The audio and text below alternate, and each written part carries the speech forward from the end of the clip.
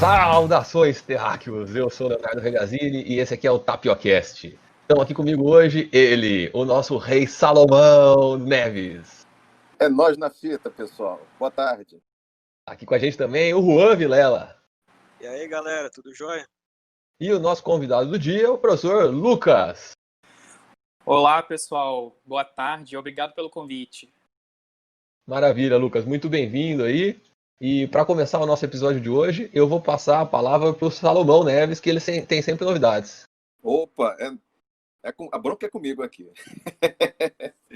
Gente, vamos começar com as notícias, né? No Tá Sabendo?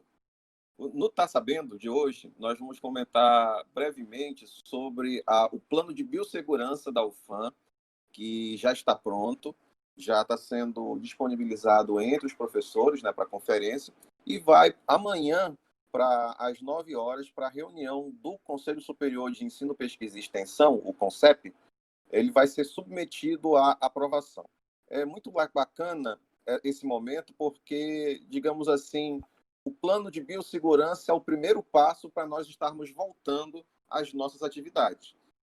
Aprovado o plano de biossegurança, vai se começar a discutir a estratégia de retorno, né? E também, né, quero passar, então, a palavra aqui para o Lucas, né, nosso grande amigo aqui do departamento, professor Lucas, né, professor que, inclusive, Léo, tem uma curiosidade aqui, o Lucas até pode complementar. Eu e o Lucas, nós fomos apresentados em 2015, no congresso da Associação de Economia Ecológica, a EcoEco, isso em Araraquara, né?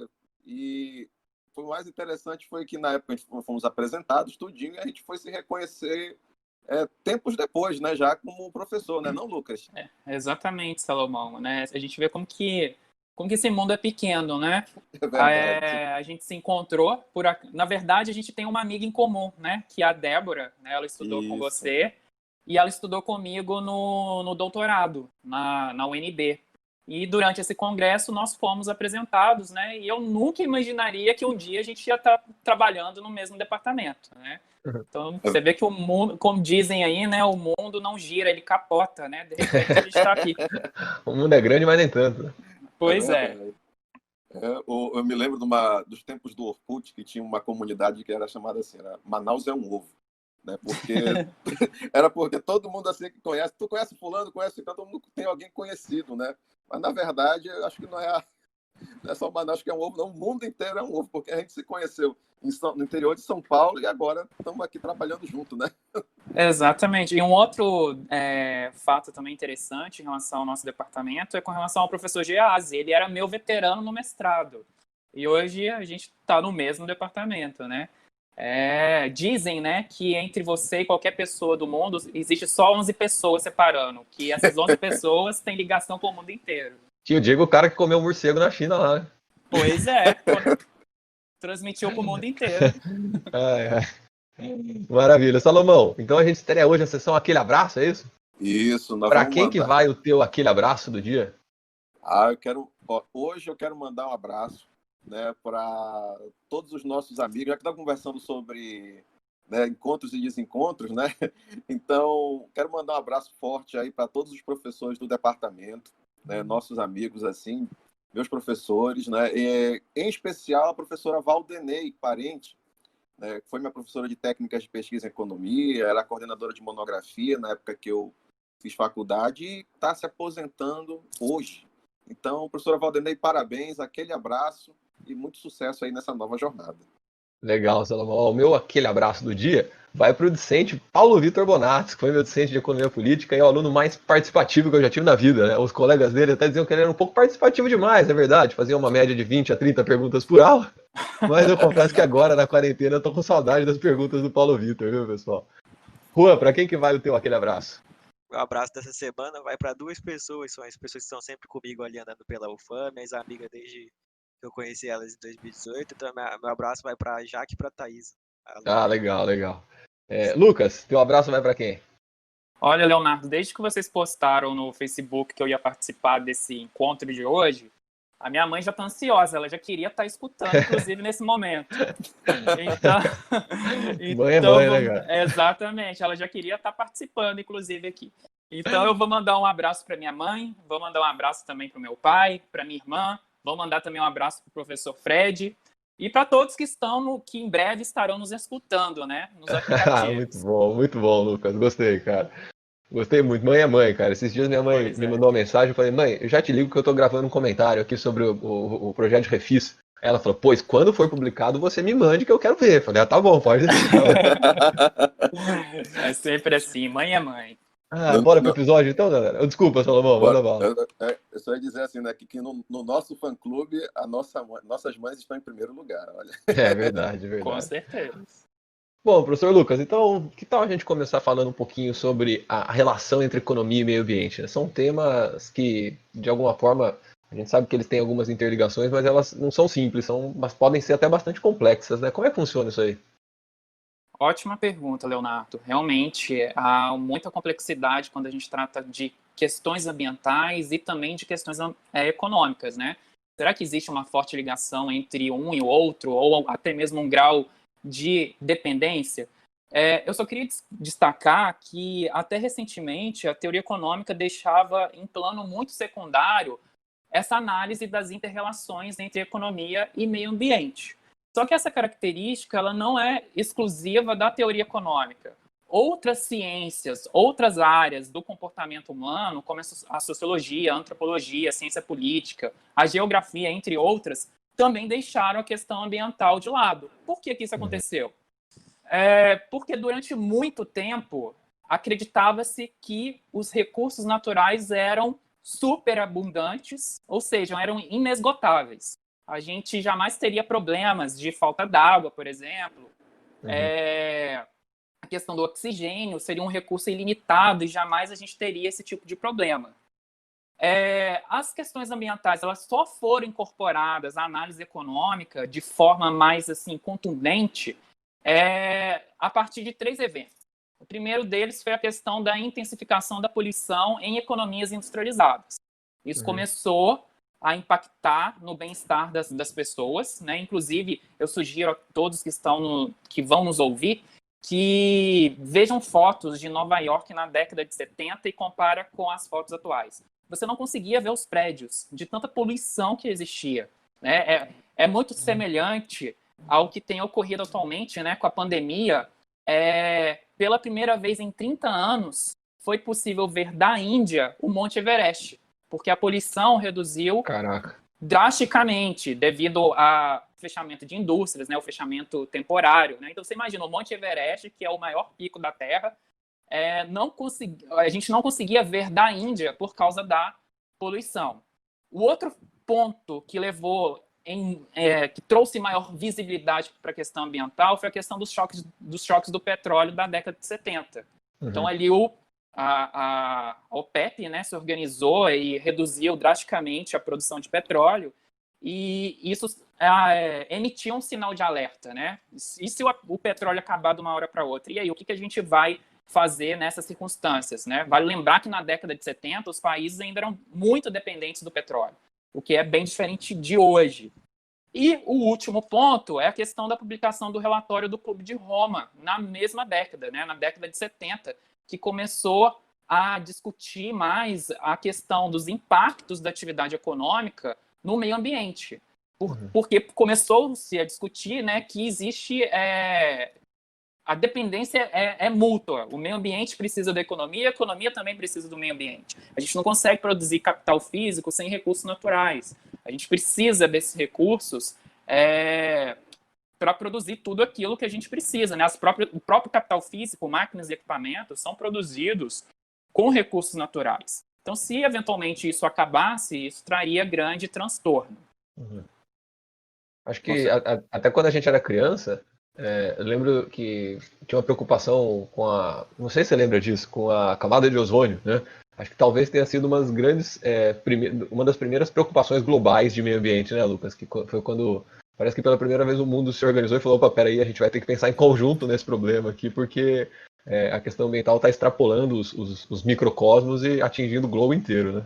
Exatamente. Você deu um ótimo exemplo e um bom exemplo de uma política global bem-sucedida, né? Que é a questão dos Verdade, CFCs. deu certo, né? Deu certo, né? E foi mais ou menos na década de 70 que começou a discussão.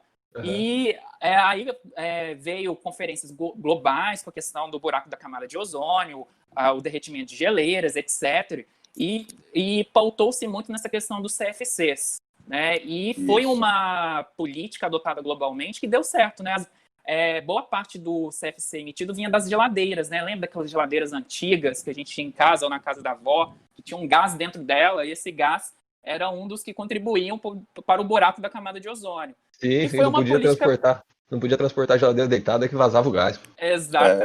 Exatamente. E foi uma política bem sucedida do ponto de vista global. Foi um acordo que vários países assinaram e a gente conseguiu contornar esse problema. Hoje em dia a gente emite quase nada perto do que era antigamente. Alô, Rapaz, a gente conversando sobre essa parte do CFC, né? Eu me lembrei aqui que a gente dos tempos da Eco 92, né? Que eu ali Você vê como a gente tá ficando velho, né, Salomão? É a gente só lembra de coisa velha, você e o Lucas aqui.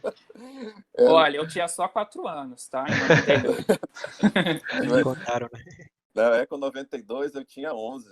Eu não era nem nascido, tô brincando. Nossa, e era da geladeira, né? Que era aquela parte da geladeira que a gente colocava a roupa, né? Que a gente pegava chuva no colégio, a mãe dava uns cascudos na gente, colocava a roupa atrás da geladeira para aquecer. Era o aerosol, que o pessoal fomentava bastante também, a descarga dos carros, né? O escapamento. Pô, esses desodorantes aerosol não tem mais CFC? Eles têm agora, digamos assim, eu nem sei te dizer, olha. Mas Deve ter uma tecnologia diferente aí já, né? Deve ter uma tecnologia diferente, né?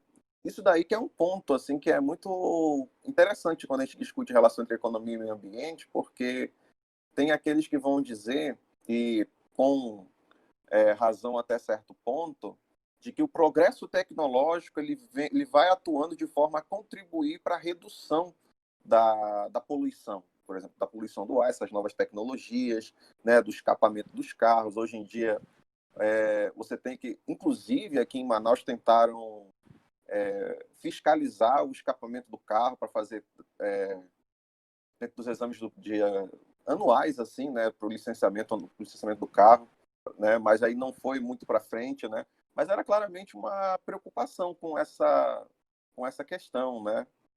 Então, assim, você vai tendo progresso tecnológico e eles vão, de certa forma, trazendo novas técnicas, trazendo novos materiais, reduzindo o consumo de outros, né? E isso é uma coisa bem interessante no processo, né? Eu lembro na aula de crescimento, né? A gente sempre fala que o crescimento da produção, o aumento da produtividade, ele é a função de 4 fatores, né? Estoque de capital físico, capital humano, recursos naturais e tecnologia, né? Então, os recursos naturais são fundamentais para a economia. É claro que sem recurso natural você não faz nada. Mas não sei, parece que eu tenho a impressão de que conforme as economias vão se desenvolvendo, a gente vai demandando cada vez mais recursos naturais para produzir mais coisas. Mas também parece que ao mesmo tempo, quando a produção vai migrando de uma produção industrial para o setor de serviços, a gente começa a conseguir produzir mais em valor com menos em termos de matéria. Quer dizer, assim, se você pegar um MacBook hoje, né, ele tem muito mais valor do que um Pentium na década de 90, né, mas ele usa muito menos material para ser produzido. Você acha que nesse sentido a tecnologia pode favorecer a relação entre economia e meio ambiente, Lucas? Ótimo ponto, Leonardo. Com certeza, a tecnologia tem um papel preponderante, né, na questão de reduzir a pressão antrópica, ou seja, a pressão do ser humano sobre os recursos naturais, sobre o meio ambiente em geral. Antes de entrar nessa questão da tecnologia em si, eu só queria fazer um comentário a respeito dessa questão dos veículos que o Salomão estava falando.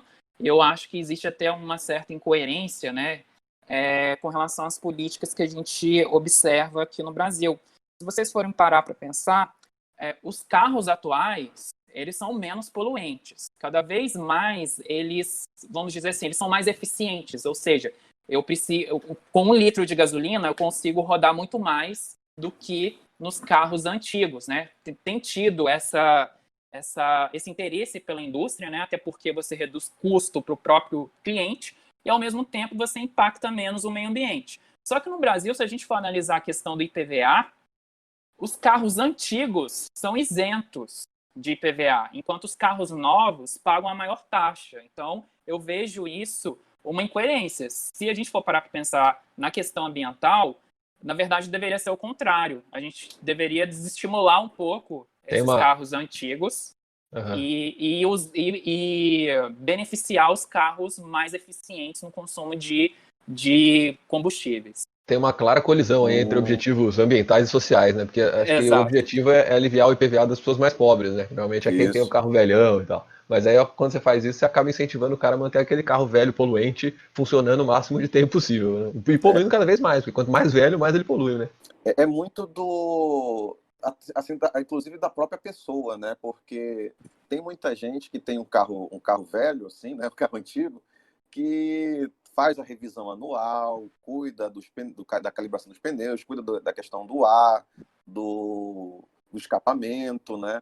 Mas você vai ter ali, da mesma forma como tem pessoas assim, né? Que tem aquele carro bem conservado, tem aquelas pessoas que usam carro, que o pessoal costuma dizer assim, na tora, né?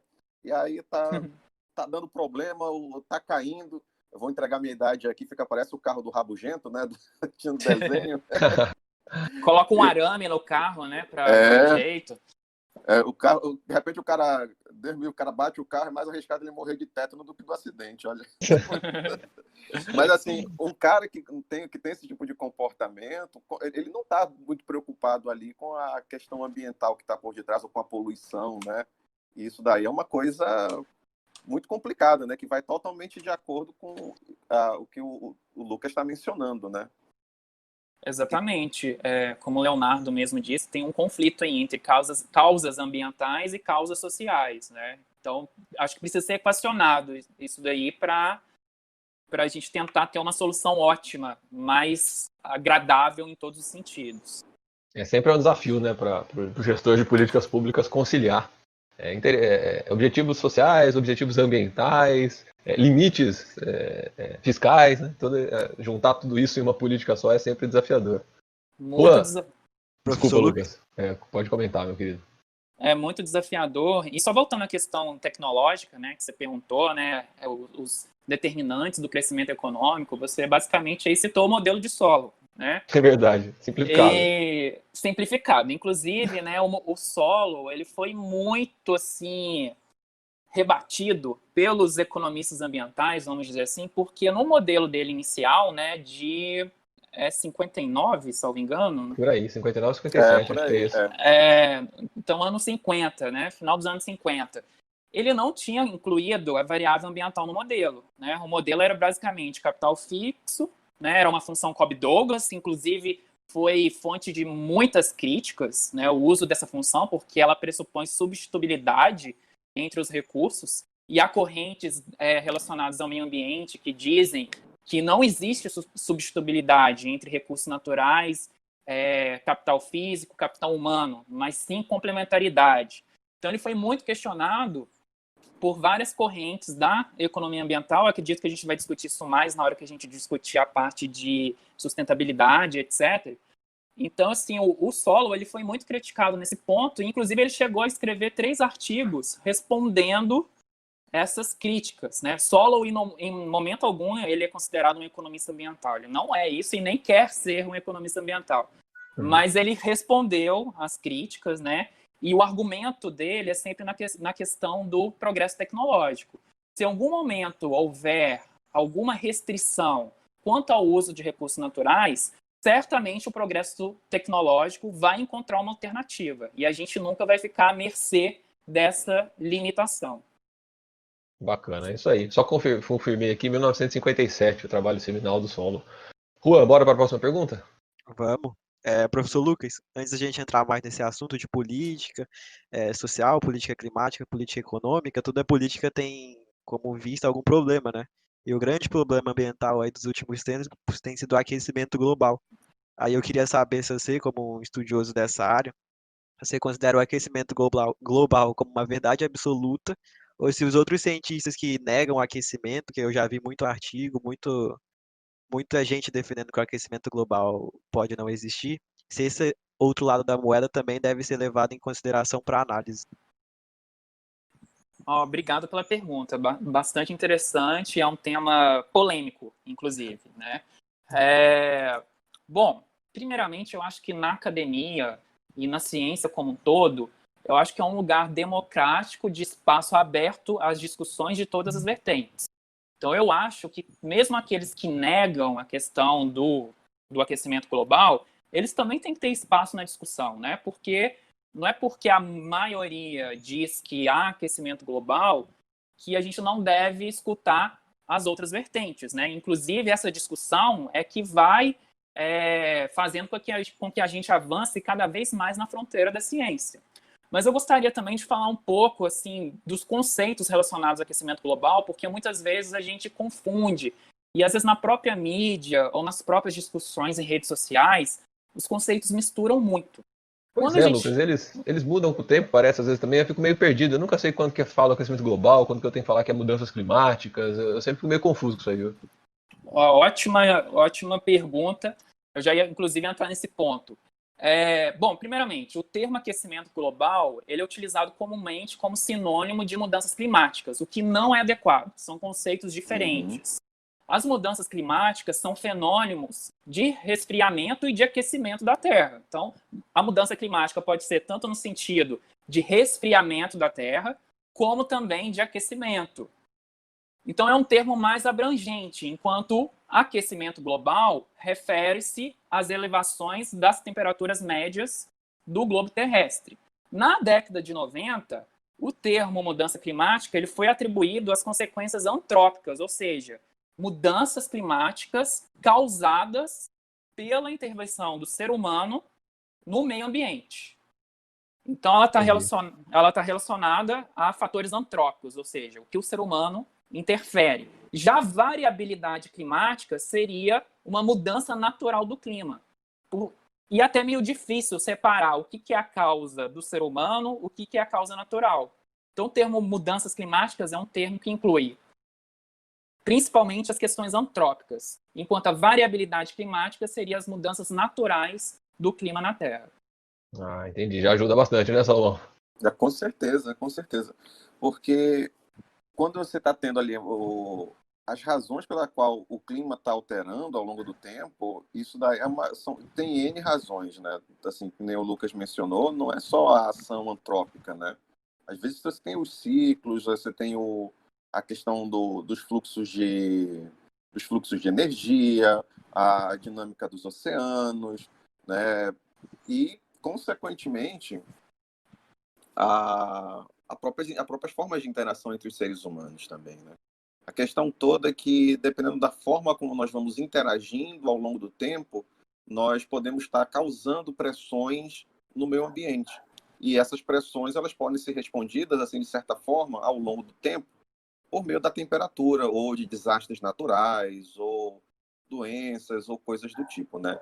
Eu me lembro bastante da teoria Gaia, né, do James Lovelock, que ela aborda a Terra como um organismo vivo, né? Então, um organismo vivo ele tem ali os seus anticorpos para atuar quando ele sofre alguma ameaça, né? Então, muitos cientistas costumam dizer que alguns dos desastres naturais que passamos, né, são consequência, né, das ações, podem ser consequências das ações antrópicas, como a queimada, o desmatamento, animais em extinção, né, que vai de acordo também até com a própria natureza do sistema, né?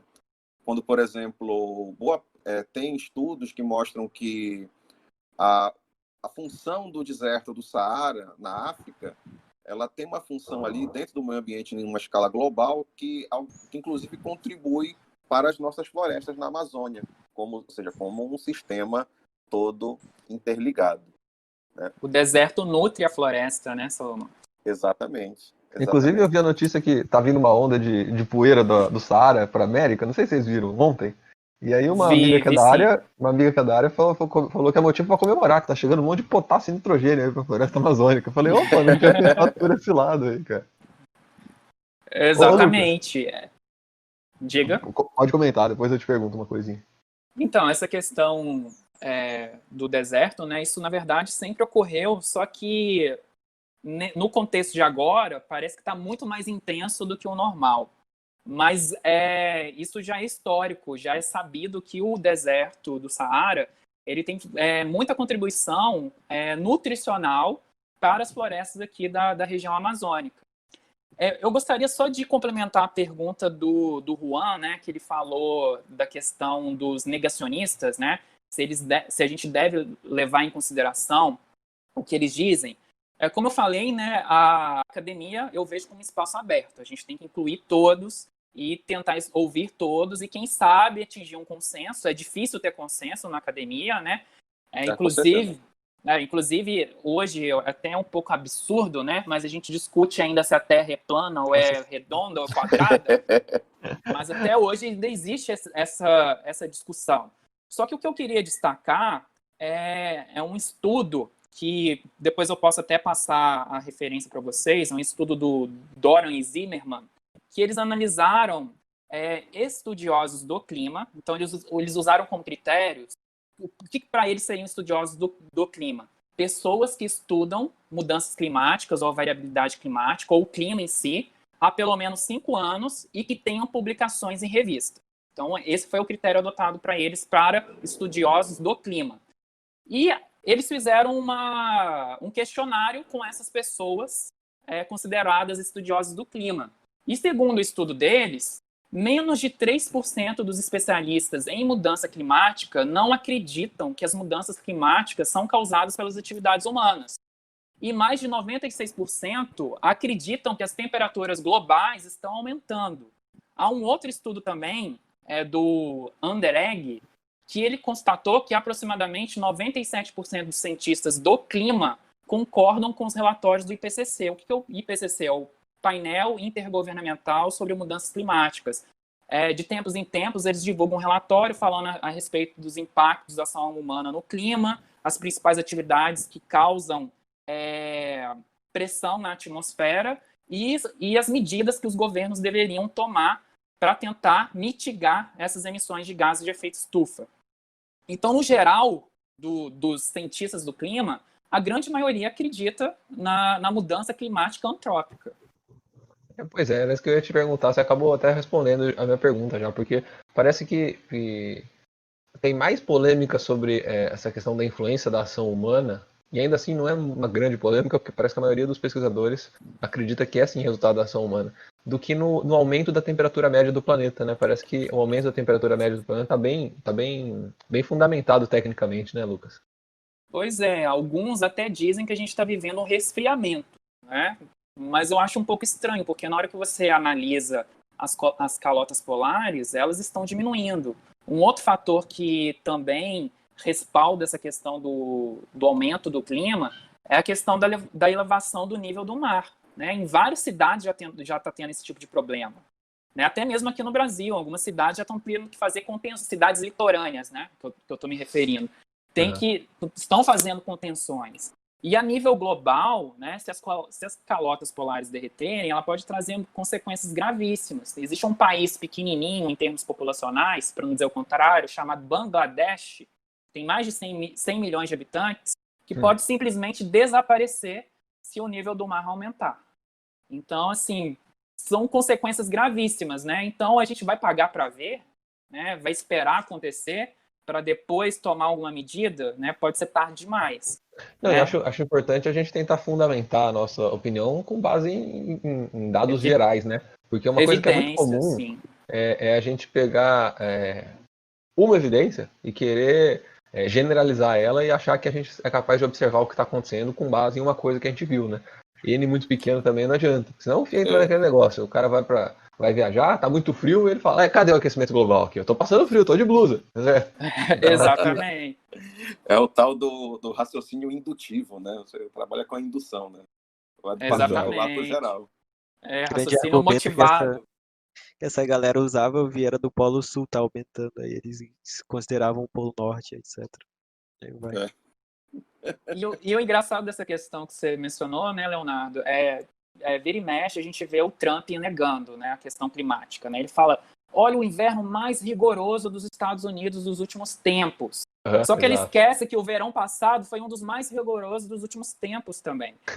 O que as pessoas confundem é que mudanças climáticas significam alterações dos padrões das estações do ano. Elas serão, em alguns lugares, mais rigorosas do que o normal. Então, a gente pode ter invernos mais rigorosos e também verões mais rigorosos. Então, a mudança climática não é simplesmente vai acabar o inverno.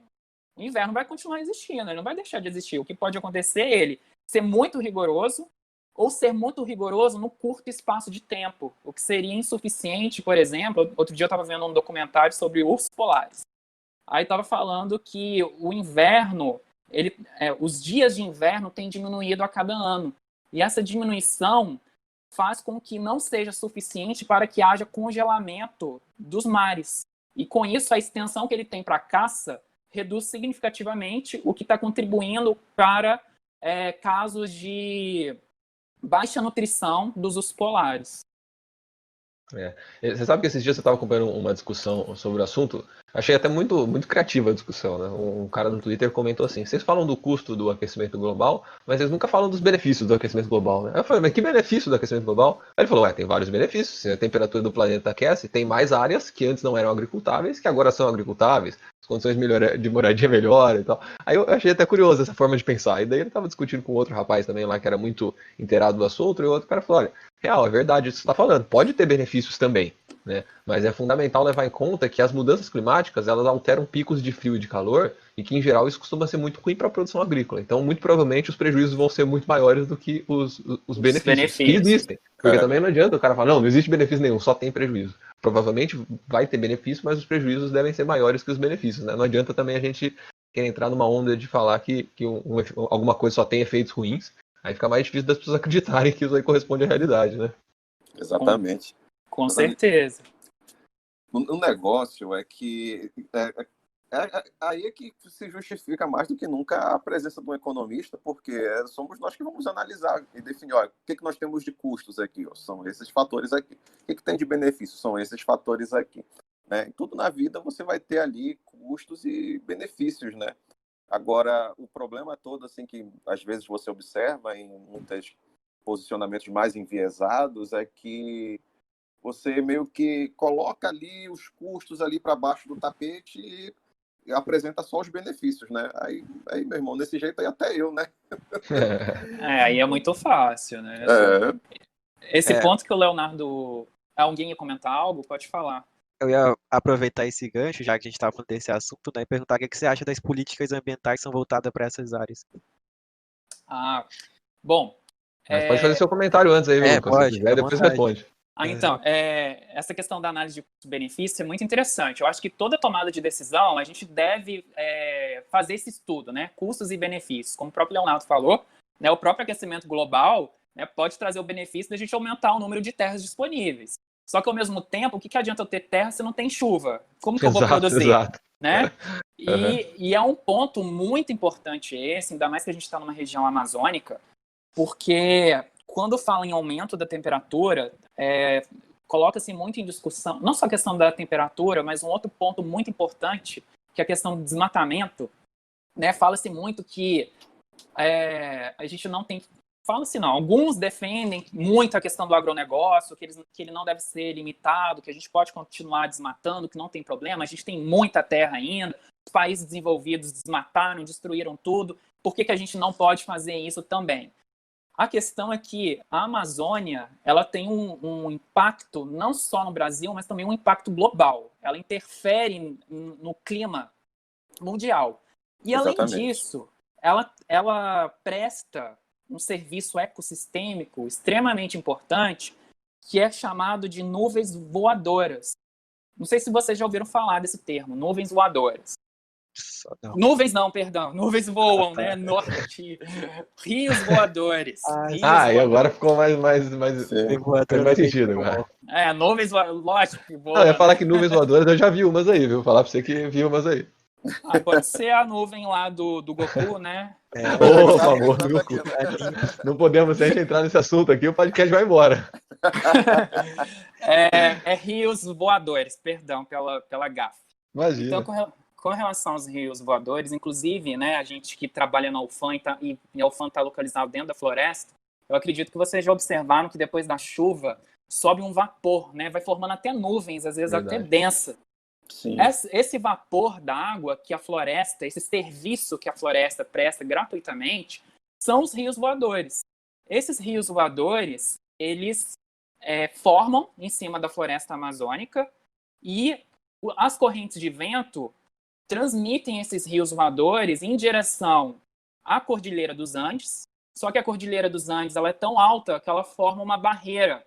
E esses rios voadores vão em direção à região centro-oeste e sudeste do Brasil. Se não fosse isso, a região sudeste e centro-oeste do Brasil seria desértica. Se vocês observarem essas mesmas regiões na África e na Oceania, essas mesmas regiões são desérticas. No Brasil não é, justamente por causa desse serviço ecossistêmico que a floresta provê. Então imagina só se a gente de uma hora para outra acaba com a floresta. O nosso agronegócio, que está concentrado principalmente na região sudeste e centro-oeste, já era. E esse setor é extremamente importante para a nossa economia. Inclusive, pode impactar no balanço de pagamentos, né? A nossa balança comercial superavitária justamente por causa das commodities. Isso, exatamente. E aí já mostra, né, como as atividades, o próprio meio ambiente, né, ele afeta as atividades econômicas em si. Tem um documentário que eu acho muito bacana, que inclusive reflete muito do que a gente está discutindo, foi até o professor Lincoln que me indicou esse documentário, um abraço para ele também, que é A Terra à Vista do Espaço. Né?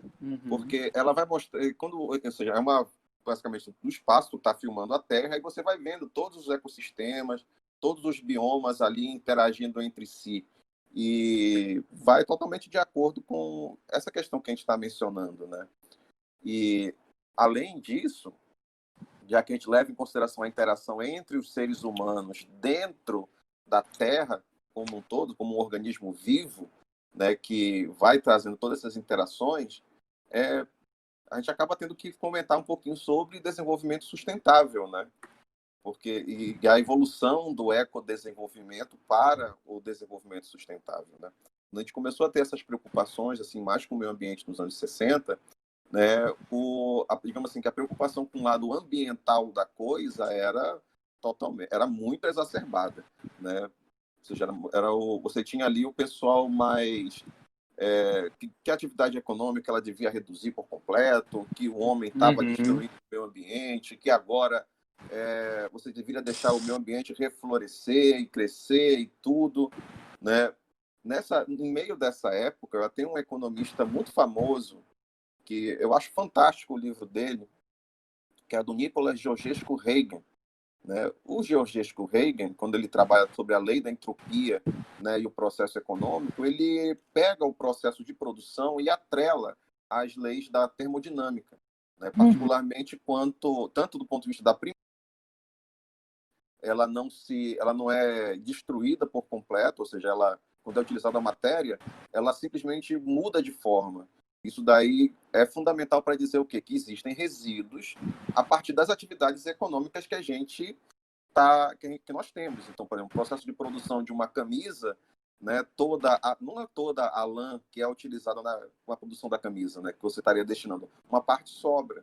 Né? Quando você toma uma Coca-Cola bem gelada, ainda fica ali um pouquinho dos 2 litros, ainda fica um pouquinho na garrafa ali, né? Naquelas partes de baixo, assim. Então, nem toda a matéria ela é utilizada ou destruída. Ela simplesmente muda de forma. Né? Que aí se transforma. Exatamente. E aí você tem ali, que é atrelado já, segundo a lei da termodinâmica, você tem ali o grau de entropia, né, que é gerado a partir dessas atividades. Eu acho que no momento que você pega essa abordagem do ecodesenvolvimento, você pega um pouquinho da lei da entropia e essa aplicação econômica que nós temos a partir de Georgescu Reagan, a gente consegue observar melhor assim, o lado econômico, o lado social e o lado ambiental da coisa, que é o que a gente começa a discutir já a partir da comissão do relatório de Brundtland em 1988, se não estou enganado, que é quando 87. Você começa... 87, né? Uhum. E aí fortificado com a Eco 92, que é que você tem o conceito ali de desenvolvimento sustentável como um todo, né? Eu, na minha interpretação, acho que o desenvolvimento por si, né, você com um desenvolvimento por completo, em toda a sua plenitude, ele já tem que ser sustentável por natureza, porque você tem ali um socialmente, você tem que conciliar ali o socialmente justo com o economicamente viável, ou como a gente começa na teoria do crescimento econômico, do economicamente sustentado, né? Ou seja, o processo de crescimento ali do estoque de capital, do progresso tecnológico e a população ser ali, ter capacidade de se sustentar ao longo do tempo, e o ambientalmente sustentável, né? Ou seja, você ter ali um ambiente onde os recursos naturais tenham uma capacidade de resiliência maior do que as das necessidades humanas, né? Que, assim, o recurso natural, por exemplo, quando você desmata e planta novamente naquela área, ela vai demorar um tempo para voltar a estar num ponto suficiente para haver o desmatamento novamente ali. Mas só que enquanto isso está acontecendo, você tem... As pessoas estão crescendo, as pessoas estão casando, as pessoas estão tendo filhos, as pessoas estão ampliando o seu patrimônio, com isso ampliando as suas necessidades, que demanda por mais materiais e novos progressos tecnológicos e mais pressões ambientais, né? O Cristóvão Buarque, né, no livro dele de... É engraçado que é interessante nisso, né? O Cristóvão Buarque, ele era orientando do Inácio Sachs, né? Sim. No livro que dele definiu o ecodesenvolvimento, né, Salomão? Exatamente. E assim, o livro dele, do Inácio Sachs, sobre desenvolvimento sustentável, acho que desenvolvimento sustentável, sustentado e includente, né? Esse livro é um livrinho fininho, assim, da editora Garamonde, assim, que eu gosto muito desse livro, né? Que ele coloca, assim, de uma forma bem didática essas três abordagens. Mas e aí eu acho que, consequentemente, o Cristóvão Buarque pega um pouco disso, né, no discurso dele, quando ele fala no livro dele de avaliação econômica de projetos. Ele começa assim, olha, quando você vai trabalhar num projeto de viabilidade econômica, você tem que deixar claro ali a utilização dos materiais. E todo material e todo plano tecnológico, em maior ou menor grau, todo processo produtivo, ele vai se utilizar dos recursos naturais ali no processo, né? O que justifica ainda mais nós termos aí todo um cuidado, né, com as políticas ambientais, né, com a conciliação da política macroeconômica com a política ambiental, né, uma política que é o que a gente tem na abordagem do Watson como política pública, né? Ou seja, a política pública ela só acontece se a política fiscal, a política monetária, a política de rendas, ela tem ali uma calibragem, né, adequada para atender esses fins. Não, o que vocês acham? Salomão, é bastante interessante isso daí que você comentou, né? Inclusive você chegou a comentar da questão do radicalismo que houve até lá na década de 70 com relação às discussões envolvendo o meio ambiente, né? Que a gente deveria tomar atitudes mais incisivas para conter os impactos que o ser humano estava causando ao meio ambiente. E nessa época, inclusive, surgem dois termos assim na literatura, que é um termo que é o que é chamado de ecologismo radical, que desejava crescimento zero, ou seja, crescimento da população estável ao longo do tempo, né, baseado no malthus, né, acreditava-se que com o tempo a gente não teria recursos naturais suficientes para suprir todas as necessidades humanas. Então eles defendiam medidas muito drásticas e que, em geral, para a opinião pública, não soava muito bem, né? Porque, esse tipo de medida envolve também a questão de direitos de propriedade. Ué, como assim? Você vai interferir na minha produção diretamente dessa forma? E ao mesmo tempo, surgiu de um lado o que a gente chama de economia de fronteira, ou economia do cowboy, ou seja, baseado lá na questão de conquista do Velho Oeste americano, no sentido de que a gente ainda havia possibilidade de expandir a produção, porque qualquer restrição relativa poderia ser suprida com o progresso tecnológico. E no meio disso tudo, né, esse debate todo, isso gerava muita confusão. Era necessário encontrar uma definição mais apropriada para não gerar interpretações equivocadas, né? Aí você cita aí o relatório Brundtland, né? Que é também conhecido como o Nosso Futuro Comum, em que é definido desenvolvimento sustentável, em que nesse relatório a definição é que o desenvolvimento sustentável é aquele que é capaz de saciar as necessidades presentes sem prejudicar as necessidades das futuras gerações. Então a gente entra aí numa discussão intergeracional, né? Eu tenho que satisfazer as minhas necessidades, mas eu tenho que lembrar que os meus filhos, meus netos e etc., eles também precisam de recursos para sobreviver aqui na Terra. Então, basicamente, nos anos 70 e 80, é que houve uma discussão mais profunda com relação a isso. E aí que surge uma série também de políticas ambientais, porque até então era pouco discutido isso. Não é que não tinha discussão, já havia, sim, discussões em relação às políticas ambientais. E aí que surge os instrumentos de comando e controle, que é a questão da legislação, controle de desmatamento, controle dos níveis de poluição. O problema dessas políticas de comando e controle é que ela tem um custo muito alto, porque você tem que fiscalizar o indivíduo. Por exemplo, vamos reduzir drasticamente o nível de desmatamento na Amazônia. Só que a Amazônia é uma região gigantesca e a gente precisa fiscalizar. Se não tiver fiscalização, é aquele negócio, bom senso é usar desodorante, mas nem todo mundo usa, né? É verdade. Ô, Lucas, mas a fiscalização, não dá para financiar a fiscalização com o valor das multas? Não dá, né? Ótima pergunta, Leonardo. Eu acho que uma forma da gente fiscalizar a questão do desmatamento na Amazônia é a gente utilizar justamente de um mecanismo que chama pagamentos por serviços ecossistêmicos. O que é esse mecanismo? Aqueles indivíduos que são provedores de serviços ecossistêmicos, por exemplo, os municípios e estados da região amazônica vão receber uma compensação por manter a floresta em pé. Como a Amazônia ela causa benefícios que beneficiam o mundo inteiro, então seria interessante que todos os países pagassem uma remuneração, uma compensação para isso. Inclusive, isso já acontece. A Noruega, por exemplo, ela paga dezenas de milhões de dólares para manter a floresta em pé. E a ideia é utilizar esse recurso justamente para fiscalizar, para encontrar alternativas para desenvolvimento sustentável dentro da Amazônia, mostrar para o desmatador que existem outras alternativas, porque eu acho que falta também muita informação, né? A pessoa que está acostumada a trabalhar cortando árvore, ela acha que não existe outra atividade que ela possa se enquadrar, sendo que, na verdade, existe uma série de atividades agrossustentáveis que podem ser implementadas e com altíssima produtividade. Mesmo a madeira, né? Dá para fazer um manejo sustentável e garantir que a exploração não comprometa a floresta, né? Tem um número máximo de toras que você vai cortar por ano para que a floresta esteja sempre se regenerando, né?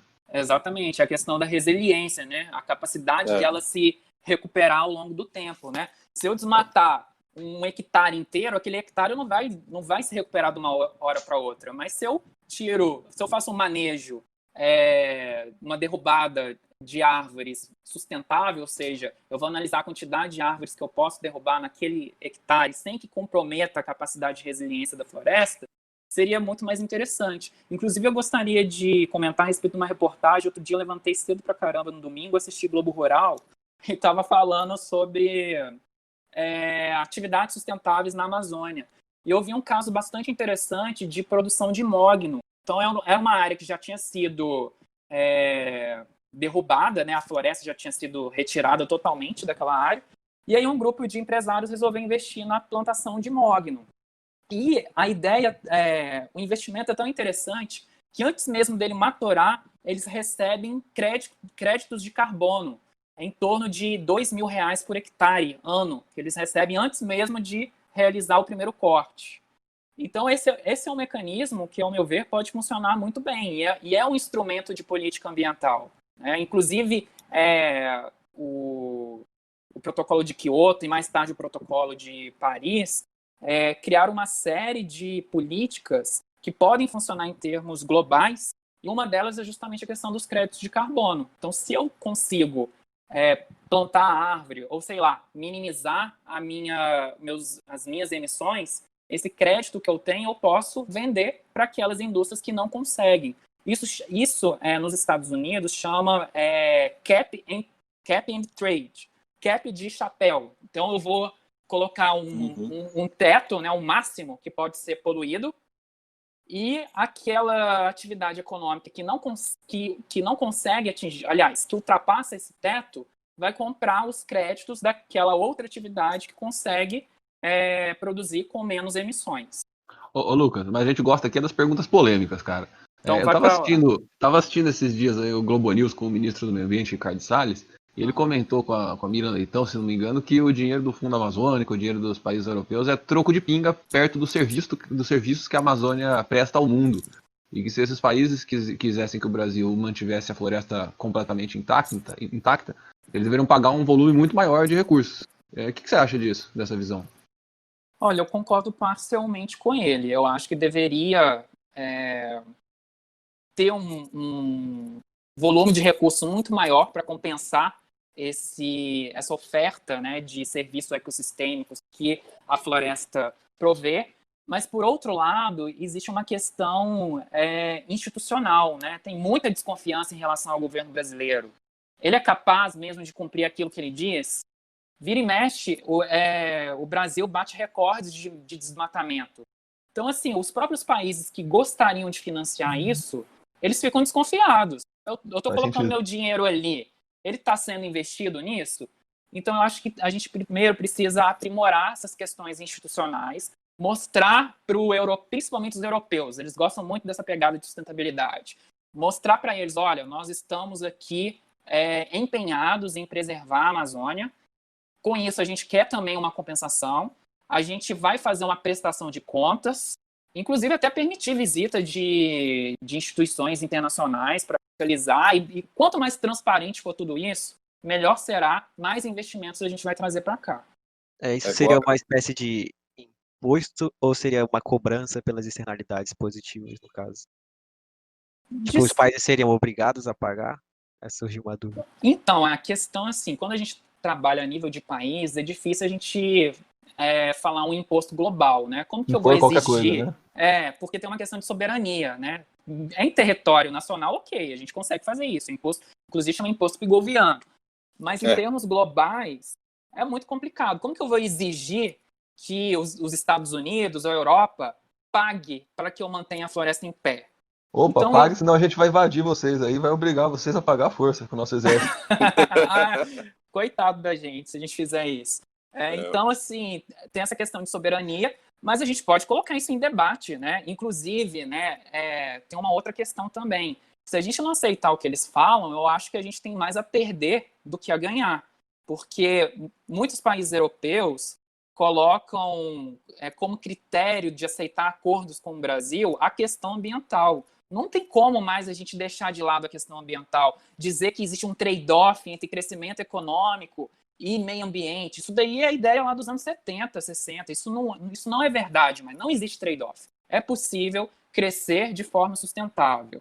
Então a gente tem que mostrar isso para os países. E ao mesmo tempo, né, aquele acordo União Europeia, Mercosul, está sendo colocado em xeque justamente por essa questão do avanço do desmatamento. Então a gente tem que tomar muito cuidado com isso, porque houve uma mudança do perfil do consumidor. Ele está exigindo esse tipo de coisa. Quanto mais desenvolvido for o consumidor, mais ele vai demandar bens de luxo. E ter uma natureza agradável é também um bem de luxo. Isso depende muito do grau de... Isso eu ia falar para você comentar mesmo. Né? Quando a gente estava comentando essa parte aí, eu só me lembrei do seguinte, isso depende muito, então, do grau de mobilidade de capitais do país. Né? Você ter ali uma saúde e segurança econômica, política e institucional é o que vai garantir a entrada de recursos, né? E quando se fala na segurança institucional, que você ter regras bem definidas, você ter transparência nos processos, ter agilidade, né? Tudo isso aí passa uma boa imagem perante a comunidade internacional e aí entram mais recursos, né? E aí esses recursos sendo utilizados da melhor forma possível, aí abre-se o espaço para a entrada de mais recursos ainda, né? Mas aí, se você, de repente, vai apresentar um discurso mais retrógrado, né? Dizendo assim, não, isso daí não gera tanto emprego quanto uma atividade no seu formato tradicional, né? Tradicional no sentido de uma atividade que desmata mais, né? Então, quando eu escuto muitos políticos dizendo assim, o que custa desmatar a floresta, que nem os outros países já desmataram e tal, né? É uma visão muito equivocada, né? Você tem ali os conflitos ali o conflito socioambiental e o conflito de direitos de propriedade ali, né? Nós, como economistas, a gente consegue observar bem esses direitos de propriedade, né? A forma como eles são bem ou mal definidos, né?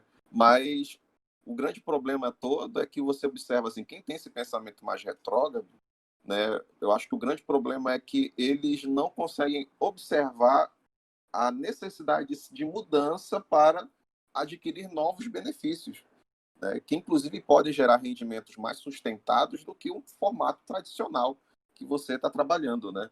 Tipo, vocês já jogaram Warcraft, Starcraft, assim? Já, opa, muito. Né? Quando a gente precisa ali, quando você pega, por exemplo, Warcraft, por exemplo, você precisa ali pegar a água do rio, você precisa usar a mina, né, para tirar ouro, para fazer e os metais, e precisa da floresta, né, para ter madeira. Quando você começa uma partida de um contra o outro, você tem um espaço determinado ali, né? O conflito começa quando você tem que entrar na área do outro jogador para conseguir esses recursos. Mas quando acaba todos os recursos na tua área, tu fica bem... Vira uma tragédia, né? Vira uma tragédia. Exatamente. Professor Lucas? Oi. A gente está entrando agora na nossa parte final do programa, e eu não queria deixar passado batido também as perguntas enviadas, que é um jeito de incentivar a galera a enviar pergunta. Então, eu vou ler as 2 perguntas que a gente recebeu e depois a gente entra no nosso último tema, que é o saneamento, pode ser? Pode, claro. A primeira pergunta é a pergunta da Tayane Freitas. Ela perguntou qual a importância da bioeconomia no cenário econômico da Amazônia pós-Covid-19. E a outra pergunta, eu acho que o Salomão estava comentando, que eu acho que foi enviado pela sua mãe, que é que atitude simples poderíamos fazer pelo meio ambiente, da Marilúcia Carvalho. Sério? Então foi minha mãe mesmo. Vamos lá. Primeiramente, Tayana, eu te espero lá na Econometria 2, tá? É isso aí.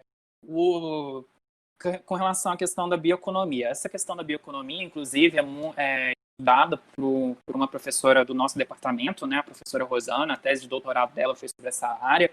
Eu acho que a gente deve... a questão da Covid-19, né, colocou em debate, né, um remédio, né, chamado cloroquina, né? O que a cloroquina tem a ver aqui com o meio ambiente? A questão é que o princípio ativo da cloroquina, ela vem de uma casca de uma árvore, que é muito comum aqui na região amazônica, inclusive, né? Ela foi encontrada primeiro lá na Amazônia peruana, mas também é comum aqui na região da Amazônia brasileira.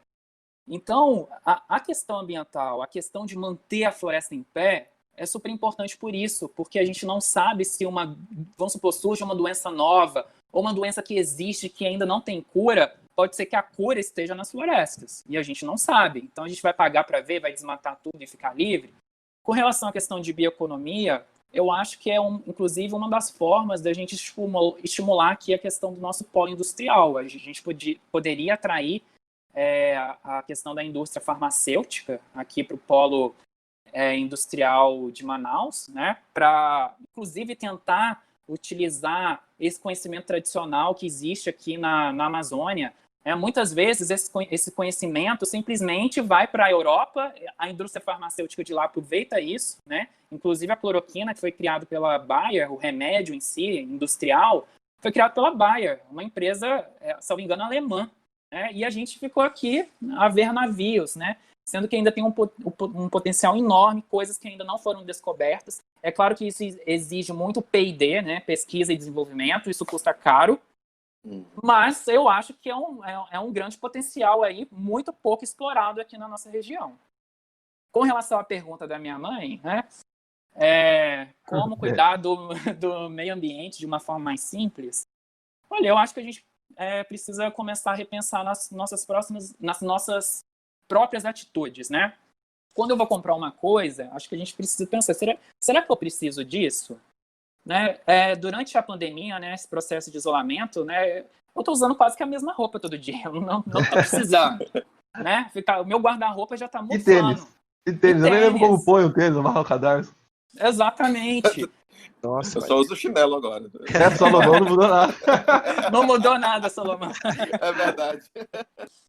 Então, assim, a gente tem que pensar, será que realmente eu preciso comprar determinada coisa? Né? Acho que a gente tem que pensar muito nisso, que muitas vezes a gente compra pensando na opinião dos outros, né? O que os outros vão achar dessa minha roupa nova e tudo mais, né? E tentar, na hora de comprar, procurar produtos mais eficientes. Tipo, na hora de comprar um carro talvez que polua mais, né? Eu não estou dizendo que a pessoa não pode comprar mais um SUV. Ela pode, mas se possível, né, tentar comprar um carro mais econômico. Ao mesmo tempo, eu acho que o governo também deveria entrar nisso, estimular mais a produção de carros que poluam menos, porque traz um benefício múltiplo. Né? Você reduz a poluição e reduz também a quantidade de internações por doenças relacionadas à questão da poluição do ar. isso leva até o assunto de qualidade de vida, né? Que entra no nosso último assunto, que é do saneamento, que é uma questão muito importante para a saúde e para a vulnerabilidade familiar. Nesse sentido, a gente queria saber como é que você vê o novo projeto do Marco do Saneamento que foi aprovado no Congresso ontem. Nossa, esse novo marco regulatório, como o próprio nome diz, é um marco na nossa história do saneamento. Porque, assim, é inacreditável que em pleno século XXI, mais de 100 milhões de pessoas no Brasil não têm acesso à coleta de esgoto. Isso é um absurdo total. É inacreditável. Coleta de esgoto, 100 milhões. E existe aí mais ou menos uns 30 milhões que não têm acesso à água encanada. Gente, 30 milhões é o tamanho de um país. Né? É 3 vezes Portugal, se não me engano, Portugal tem 10 milhões de habitantes. O Uruguai Então, tem 4 e pouco, né? Imagina quantos uruguaios tem sem água. olha que absurdo, né? Em pleno século XXI, vários países desenvolvidos já superaram essa questão, né, de acesso universal. E até então a gente estava assim, numa inércia. Vamos deixar o setor público resolver, só que já tem 100 anos que o setor público está tentando resolver isso e não resolve. Né? 100 milhões de pessoas sem coleta de esgoto. E eu gostaria de frisar essa questão da coleta de esgoto, porque é super importante. Quando a gente fala de saneamento adequado, o que seria saneamento adequado? É simplesmente fazer com que o ser humano não tenha contato direto com o esgoto. É conseguir separar isso, fazer com que o indivíduo, aquele menino que está brincando na rua, não pise no esgoto. Por quê? Porque a questão da falta de saneamento, ela causa uma série de doenças. E 10% da carga global de doenças é oriunda da falta de saneamento. As doenças diarreicas são as doenças mais comuns relacionadas à falta de saneamento adequado, e cerca de 1.700.000 pessoas morrem todos os anos por doenças diarreicas. E 90% dessas mortes são de crianças. Então, assim, é um absurdo total que a gente ainda não tenha conseguido a universalização. E esse novo marco legal, ele permite que a iniciativa privada entre na disputa, né? Então, vai ter uma licitação. Até então, as empresas estatais tinham preferência. Com o novo marco legal, é uma competição. Quem oferecer o melhor projeto de viabilidade ao menor custo vai vencer. E um outro dado interessante é porque o que muitos estão questionando essa questão do marco legal. Vai privatizar as nossas águas. Gente, não é isso.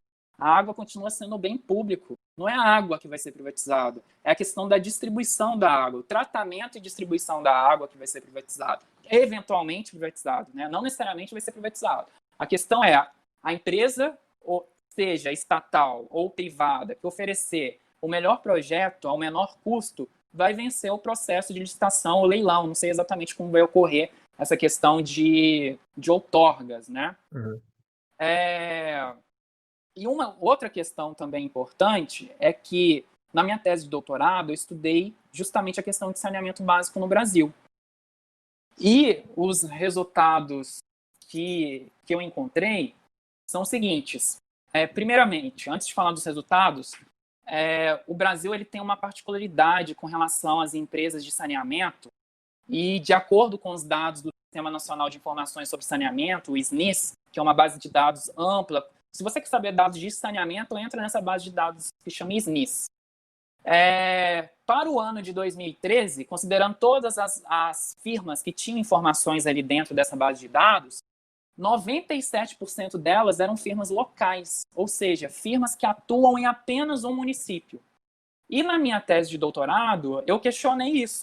Será que esse sistema produtivo é adequado?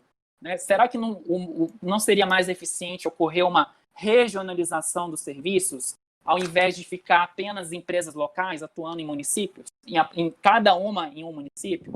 E o resultado que eu encontrei, né, que eu estimei lá, economias de escala, escopo, densidade, área, etc., foi que existe economias de escala, ou seja, é possível aumentar a produção a um custo médio decrescente. Então, isso favorece a questão da regionalização, inclusive isso é previsto no marco legal do saneamento. E um outro dado importante é que existe economias de rede. O que isso significa? Significa que, ao ampliar a minha extensão da rede, essa ampliação também ocorre a um custo médio decrescente. Então, isso é muito importante para o contexto brasileiro, uma vez que muitas localidades sequer têm acesso à coleta de esgoto. Maravilha, maravilha. Vamos para os finalmente. Então, Rua, Lucas, teve alguma coisa que você acha importante que você gostaria de ter falado, que a gente não te perguntou, alguma coisa do tipo?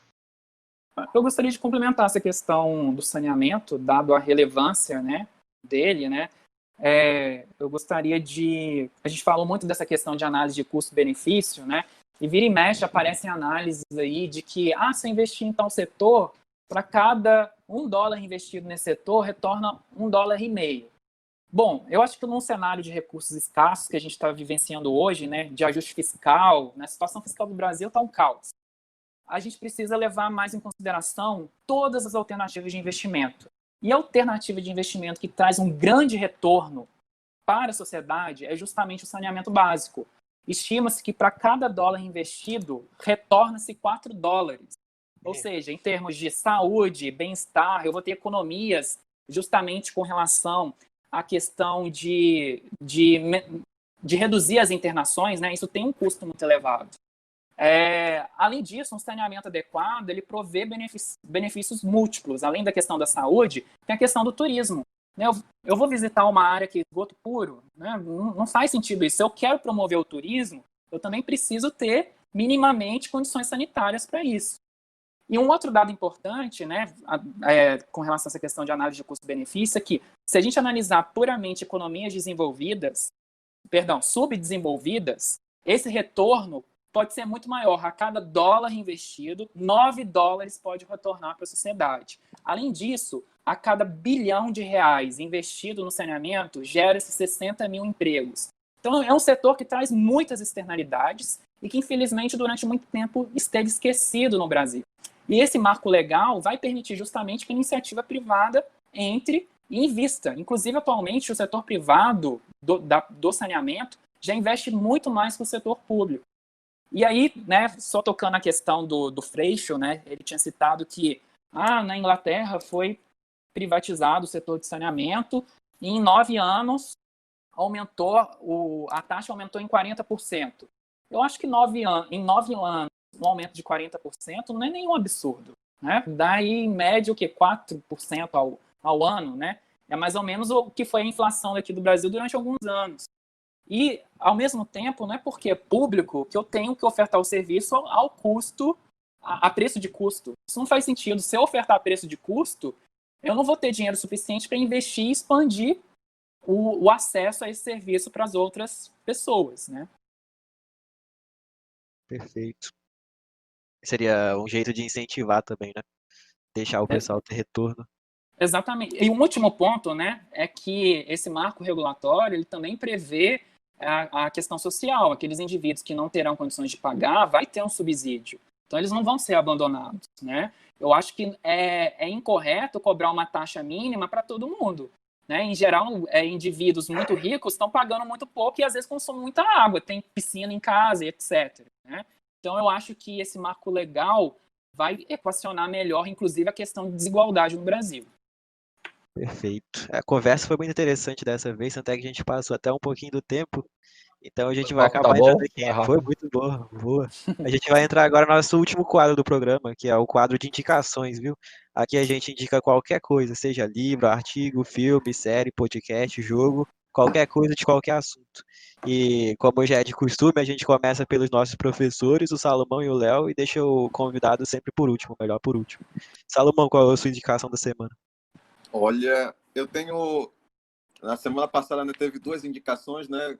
Eu vou fazer 2 indicações essa semana também, né? A primeira indicação é mais uma indicação referência, né? Que a gente estava comentando sobre a Terra como um sistema vivo, os ecossistemas interagindo entre si, como é que a dinâmica do deserto do Saara influencia aqui no continente americano, né?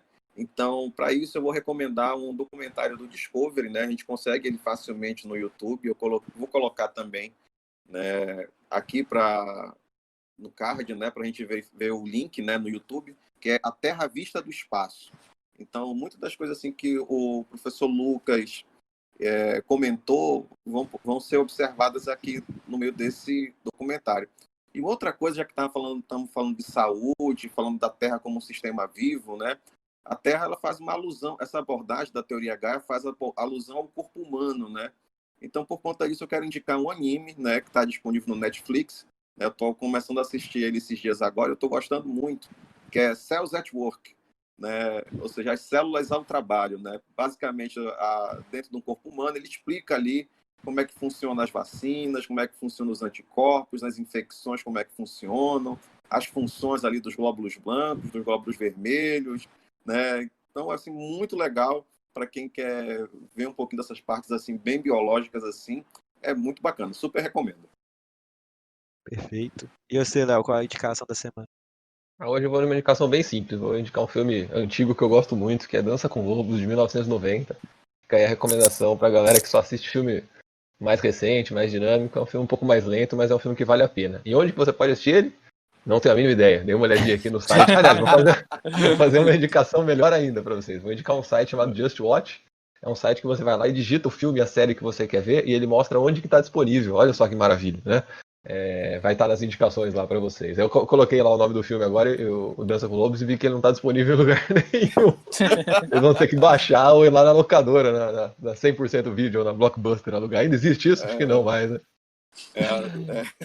Dança com Lobos é aquele com Kevin Costner, né, Léo? Ele mesmo, filmaço, gosto muito. Filmaço, muito bom esse filme.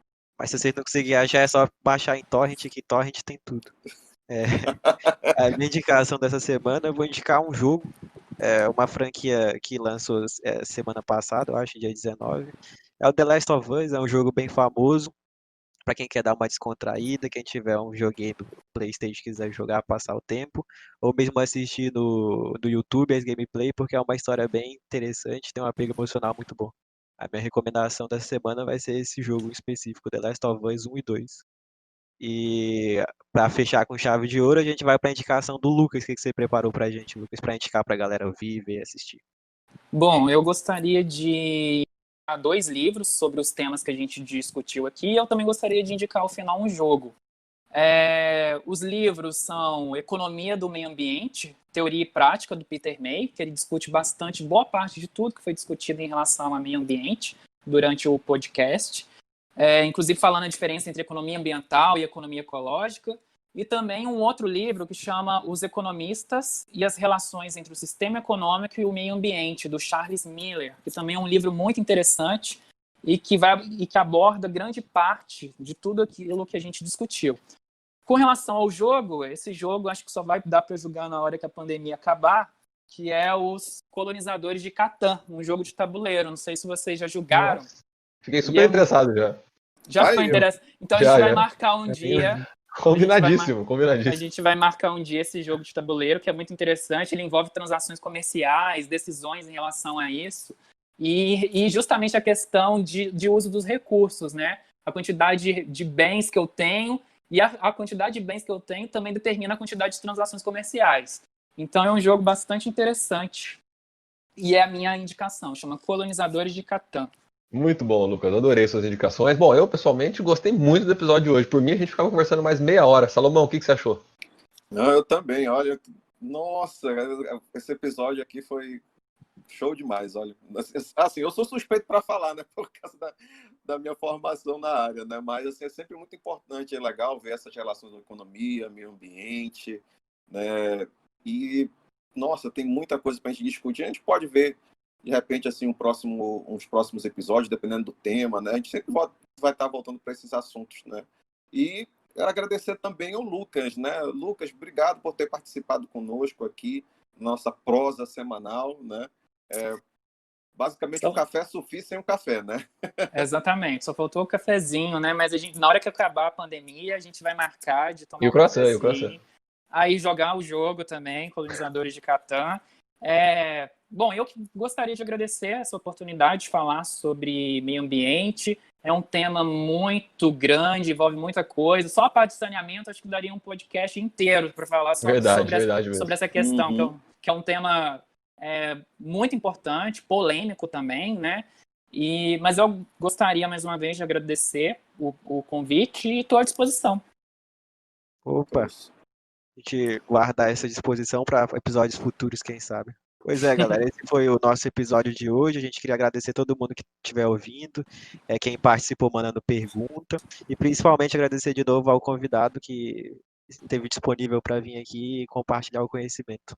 A gente se vê em breve, a gente vai divulgar o tema e o convidado da próxima semana nas redes sociais. Qualquer crítica, sugestão, vocês podem mandar para o nosso e-mail. E a gente fica muito feliz em encerrar mais um episódio aqui com vocês. Adeus, galera. Tchau, tchau. Até semana que vem. Tchau, gente. Tudo de bom. Até mais. Um abraço a todos.